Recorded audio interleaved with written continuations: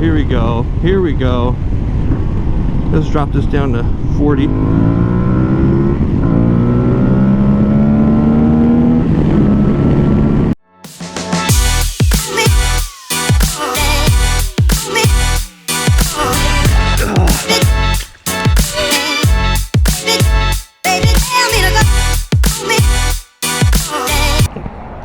What is up? We're here at AF1 Racing in Austin, Texas, where we are scratching our adventure itch just a bit.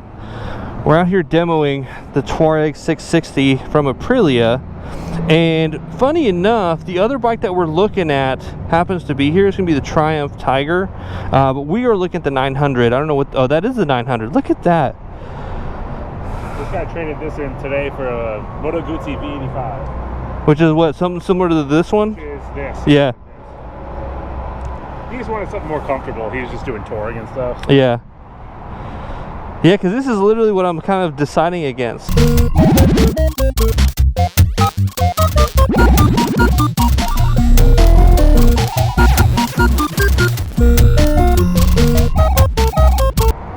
This is going to be heavier. And that's the other thing, because this one's like 400 and some pounds. I think this one's probably a bit stronger in terms of touring, maybe. Uh-huh. This one I think is better. Just, yeah, and that's what I think, because that's what I'm looking for. So this is Cameron. He's also known as Moto Yeti. He is what I always like to call the gatekeeper of Lime Creek. It just looks so dope. What? You're good to go. Okay. What should I just go like down and around or what? If you know the area, take it wherever you want. I have no idea where it's at. I guess let me. It kind of sucks. Yeah, that's what I was thinking. The best is if you go up this way and make a right at the QT up there. Okay. That takes you down to Palmer, 30 minutes, and do whatever you want. Oh, okay, yeah, I see it. Yeah, the saw. And then you can loop back on the breaker, which brings you right down here and then back down again. Thank you, sir. Appreciate it. Enjoy it, man. Ride safe. So that's on here. We're neutral. Oh, there it is.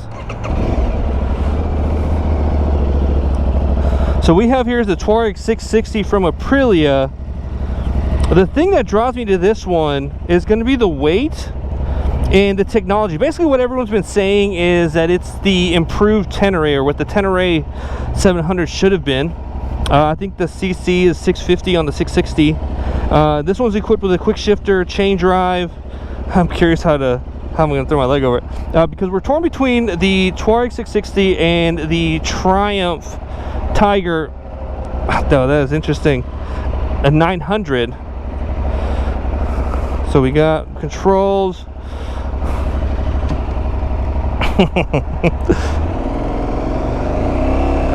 Okay.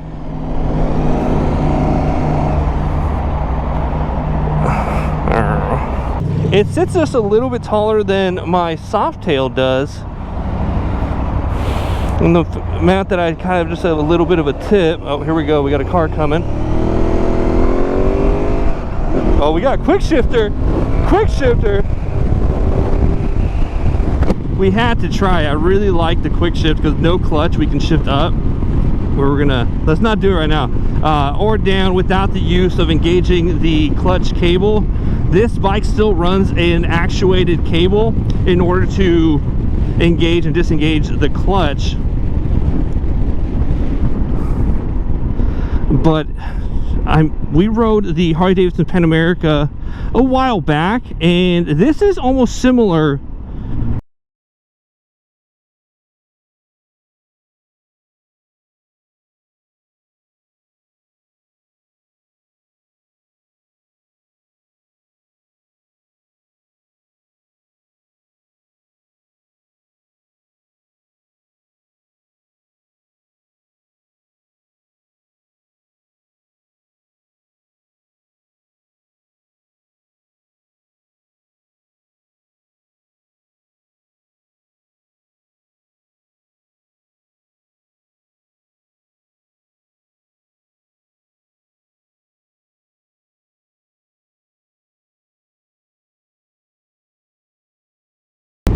And I have to say, it does feel comfortable. We rode the BMW 1250 GS a while back that we picked up on Twisted Road, And that bike felt huge in regards to the relation of me sitting on the bike and the tank. The tank felt like it was just gargantuan in size.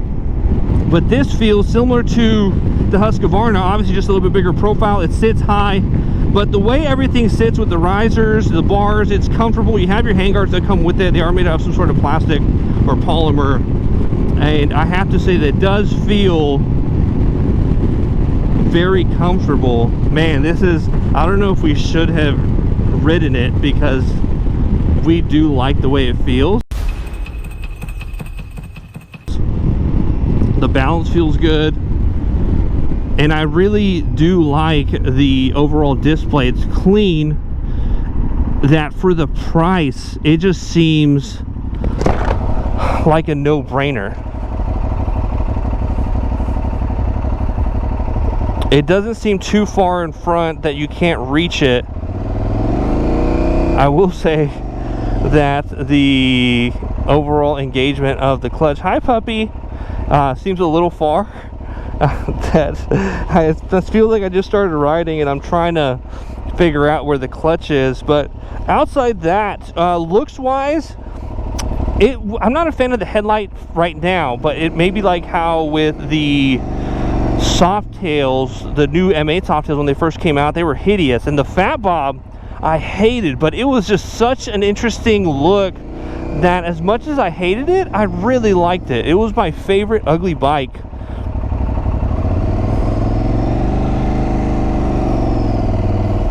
And that it does come with a windscreen, but it is not adjustable. It is just affixed to the front. But I have seen a couple videos on YouTube where people have added a little bit of a laminar lip to it up top.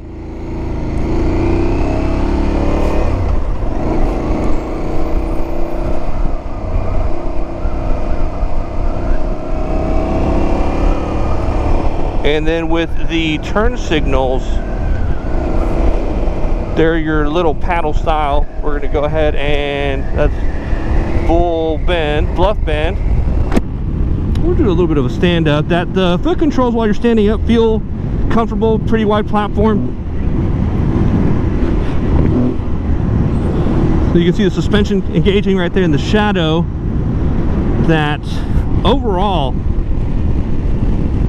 initial impressions regarding suspension, ride comfortability, the smoothness of the suspension, it's really something to take note of. That I'm impressed by it. I was expecting to have a completely different feel where I would have not felt too comfortable riding it, having, oh, here we go. That was a little interesting, that turn. Jesus. This thing gets it.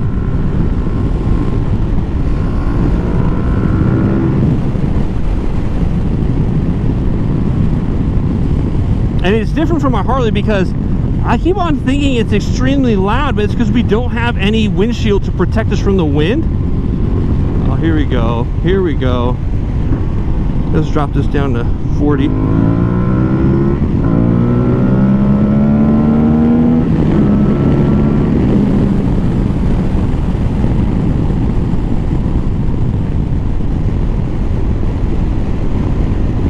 That feels really smooth.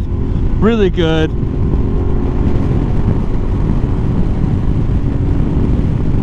It's a quick pick. I'm feeling a little bit of heat. I'm not sure if it's coming from this airbox on this portion.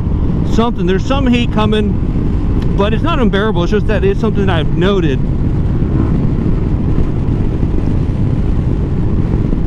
If we're gonna do quick shift, so we're going out, quick shift in, no clutch. There it is. You feel that little. And I don't know if I have to disengage because I don't have experience with the quick shift. Oh, we got the school zone coming. Let me go and slow down.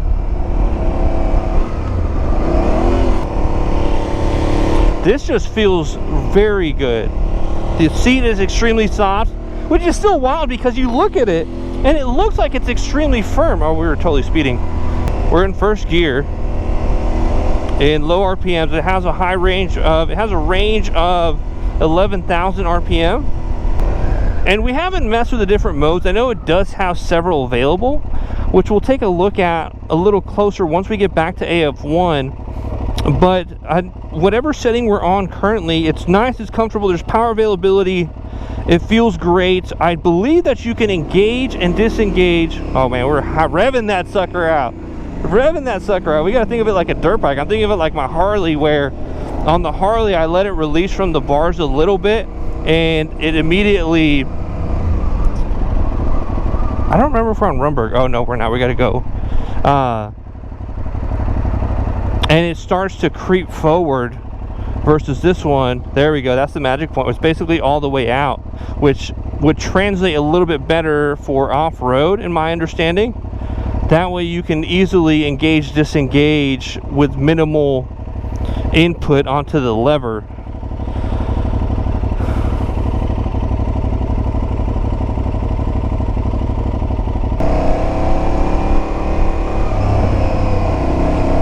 That quick shifter is interesting. I let off the throttle and it said, nah fam, we ain't gonna let you quick shift.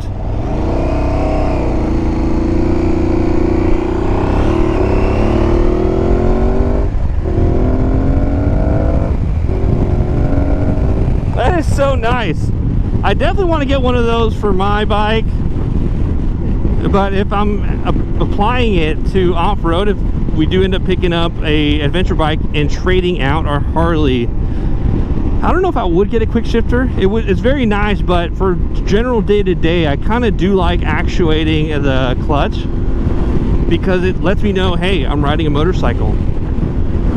I'm used to not having blinkers. I guess I should probably start using the blinkers, huh? That's funny. I will say, the customer service experience from AF1 regarding the test ride, very easy in and out. Again, it may be just because Cameron's the go-to man, he's the OG. Made it extremely easy just to kind of come in. That I've gone to do some test rides and they give you a very short route. Like basically I was expecting that they were just gonna have me go up and down the frontage road like maybe once or twice. But it was nice to have that freedom just to kind of come back and be able just to be on your own. But just to go at your own pace without feeling the pressure of, oh, are they going to say something if I'm accelerating too fast? You know, but because that, I think in itself, the test ride that we had, even though it was very brief, again, because we're also just going to go back because, you know, they did us the favor of letting us kind of go out and play. But having the freedom to ride it in the manner that you would if you owned it is something very nice. That I understand that, you know, they're also pretty in the city, that it would be difficult to kind of have like an off-road little section. We're letting that sucker scream. But you know, just to kind of see how it would perform in gravel. And you do have adjustable levers. That's nice. That way you get, if it's kind of too far too in. It's running a Brembo Master. Brembo, I don't know what size they are, but they also have Brembo calipers down below. But this is a nice bike. And you have the sticker here in the front, let you know it's an Aprilia, let everyone know you have an Aprilia. They also have Martian red. This is the something blue. And also comes with the yellow. Where with the red and the yellow one, where it's a gold, the rest of the plastics are going to be black and silver, and then you have accents of the red and gold, which is pretty nice. So what we're looking at is going to be the Martian red. Let's see if we can kind of explore some more of this menu. B eraser, I don't know what that is. B and A. Oh, that's trip. Okay, I'm guessing that's trip. Interesting. I don't know what anything else does. What's this do? Oh, that's the high beam flash. Okay, I was like, what am I doing? So we got fog lights. That's pretty cool.